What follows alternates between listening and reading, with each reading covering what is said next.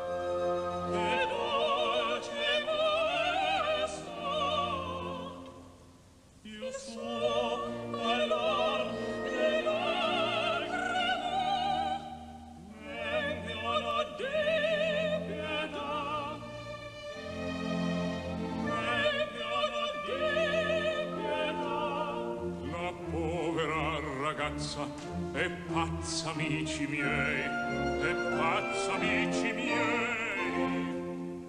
Lasciatemi con lei, forse si calmerà. So, here we have another persuasion scene. 2 people trying to persuade 2 others different ways. Now, Giovanni has, of course, the added advantage of power over Elvira. It's easy for him to goad her into a fury so that she behaves as crazily as he says she does. You'll all recognize this situation, the "why are you in such a temper" argument. As soon as you say, "I'm not in a temper," you're in a temper. Really, Elvira has no chance. So how does the music represent this familiar situation? Well, today here we have the artists to go through it with us. We have Rosalind Plowright, who's going to sing Anna, Robin Leggate, who's going to play Ottavio, Felicity Palmer, Elvira, and Thomas Allen as our Giovanni, and who you've met before. Now, Elvira begins magnificently with such a powerful sense of self-control that the orchestra actually comes in with her. She bursts out in fury on her entrance. So I find you here, treacherous monster. But then she pulls back the reins. She takes a deep breath between every sentence and speaks as calmly as she can to Anna. Notice the deep breaths between the phrases and how they easily rise as if almost out of control, but not quite.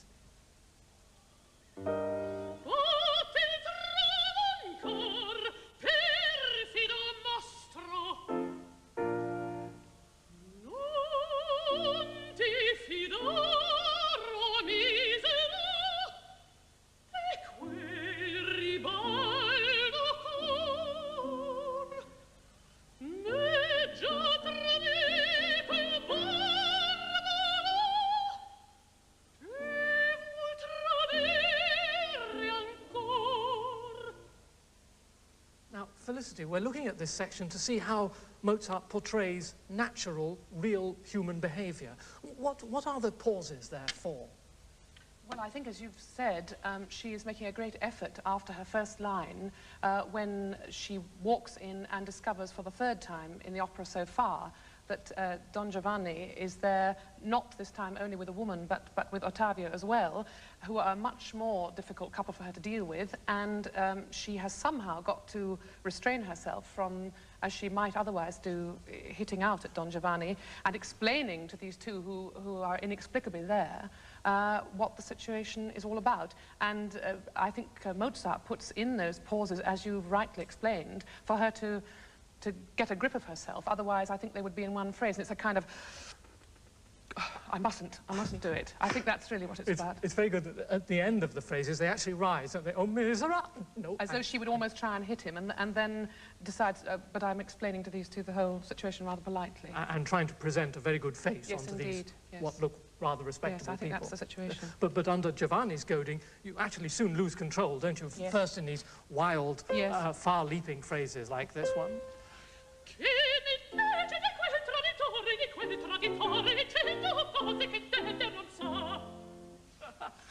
That was amazing. And then at the reprise, you halve the tempo and you sort of gabble at him, rather like this.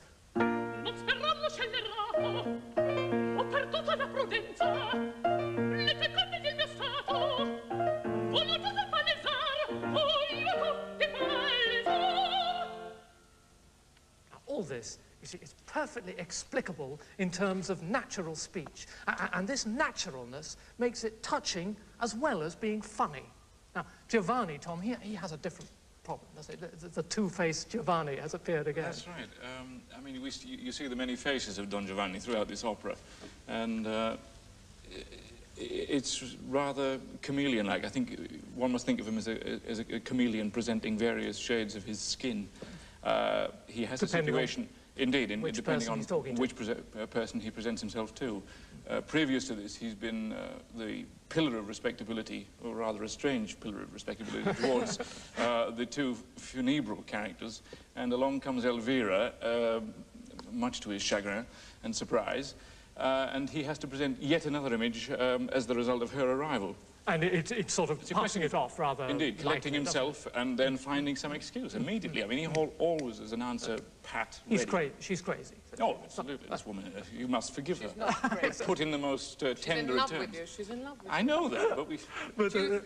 I must excuse you for your strange behaviour. Yes, that's right, yeah. Love does things funny things to you. You're all really fighting through... You both are fighting together through the other pair, aren't you? I mean, that's what it seems to be. Yes. That's right. Although you are, that's right. you present Elvira as, oh, don't worry about her. If you go away, she'll be fine. She'll be fine.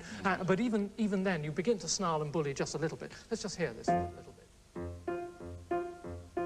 La povera ragazza è pazza, amici miei, è pazza, amici miei. Lasciatemi con lei, forse si calmerà, forse si calmerà. You see, the orchestra there had that little umcha rhythm. But I want to look at something else in Giovanni's speech there. You know those moments when you say a mild sentence and you accentuate the last word to indicate the appropriate response from the person you're actually bullying? It's complicated to explain, but you recognize it, a sort of, we're having a wonderful time, aren't we, darling? And then you know how you turn back from that with exaggerated politeness. Yes, of course we are. Well, Giovanni does exactly that. Listen to this. E pazza, amici miei, lasciatemi con lei, forse si calmerà, forse si calmerà. There's nothing more infuriating. Elvira shows this and her efforts to maintain control of herself by changing the course of the music. Up till now, the music's all been in one key, in this one, as you've heard, but Elvira's vehement denials shift the music to another, like this. Non credete un perfido, è pazza, non badate, restate, restate, a chi si crederà, è pazza, a chi si crederà, restate, a chi si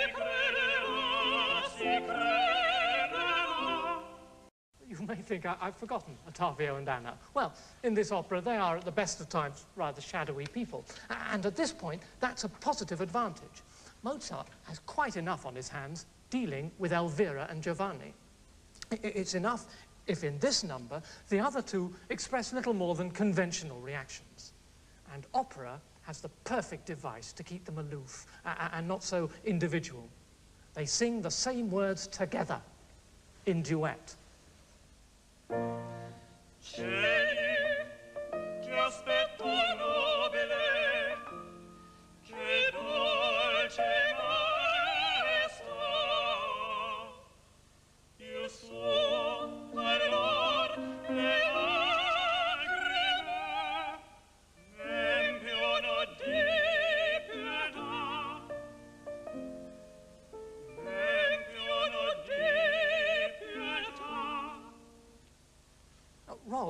Why is it that Anna can sing so much in this number in duet with Don Ottavio? Well, at this present moment, I think she's very much in the same wavelengths as Don Ottavio. This is Mozart's way of showing that they are an inseparable unit. And in fact, if you look at the whole opera, they virtually always appear together. The way they sing in duet like this, Robin, gives them a certain sort of anonymity. If, as you say, Ottavio and Anna are shadowy people, which I wouldn't actually agree with, they most certainly must not be shadowy to the people playing them. They're very real. It's just that compared to Elvira and Don Giovanni, they are very respectable people who follow the mores of society. I don't know why Tom Allen suddenly burst out into fits of laughter. It's highly unrespectable.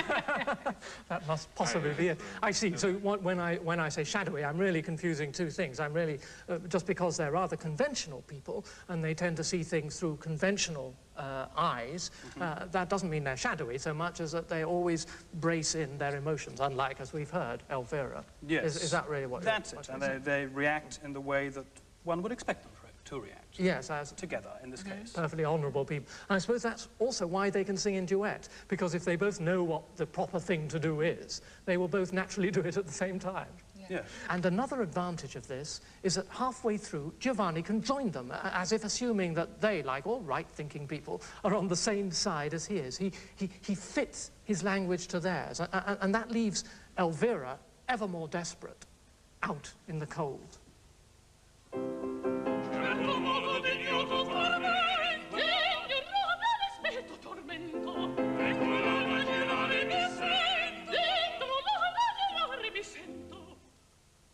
You see, that's another typical operatic image, this idea of 3 against 1. It's not the sort of moment that could occur in a play, because, of course, 3 people speaking together would be a mere jumble of words conveying nothing. The operatic convention of ensemble is a perfect way of representing this particular aspect of reality. Thank you all very much for helping me through that.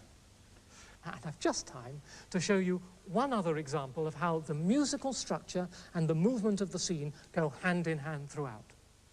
When you lead into a big tune, the lead in tends to be in the minor or chromatic key, like this.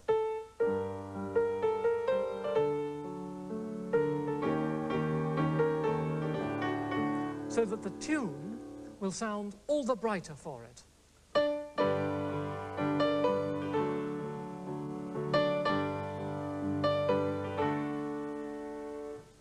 It's a very good example of this, too, in the song of Giovanni's that we looked at earlier.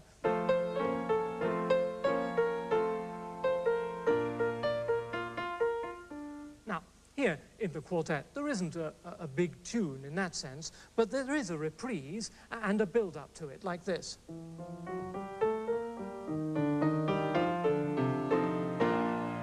Now, Giovanni, at this point, is hypocritically pretending to be sorry for poor, crazed Elvira. Infelice, poor young lady, he sings. And the colouring of that word actually leads back, via a bit of Giovanni's bullying, to the reprise. So it's doing two things. You see, it's making the purely musical return home of the key structurally satisfying, and it's helping Giovanni to kid the other two. All through this quartet, there is this combination of musical structure and dramatic purpose. It's a triumph and an inexhaustible wonder. Because behavior, the representation of natural human behavior, is never lost sight of by Mozart as he makes his perfectly balanced music. More than that, his patterns, beautiful enough as they are in abstract, derive pungency and force from the fact that their changes and colors are there to represent human behavior. Like all good opera, they're memorable because they're pretty, but they're worth memorizing because they're true. You need all your wits about you with Mozart. Of course, he is the most accessible of composers, but he is great as far as he never allows the claims of nature and art to outweigh each other, but draws from their conflict an artifact which sheds on both the light of authentic experience, of truth itself. Ma voi, bella Donna, perché così piangete? Il crudele che fu che osò la calma turbar del viver vostro.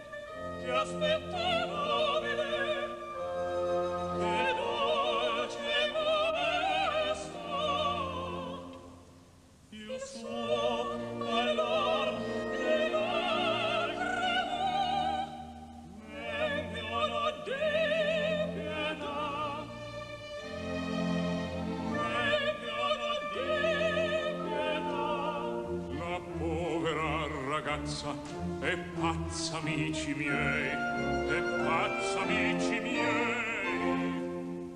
Lasciatemi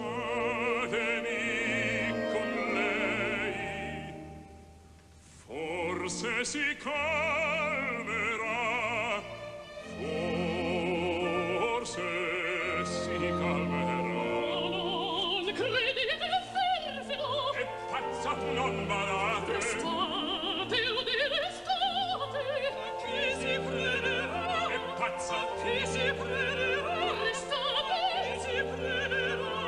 Si creda! Non credete, perderò! Restate! Certo non venire con me! Ignorone, rispetto, tormento! Dentro l'immaginare mi sento! Dentro l'immaginare mi sento! E mi dice perché! Se mi dice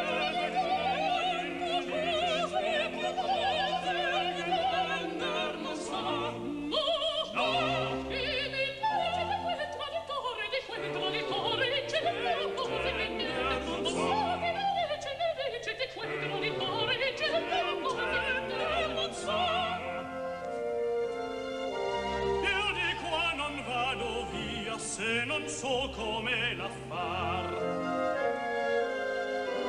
Ma l'aria di pazzia, il suo volto, il suo parlar. Se men vado, si potria qualche cosa sospettar. Ma che c'è fosse, dovria non giudicar. Dunque quella è pazzarella. Dunque quella infelice. Mentitore, mentitore, mentitore.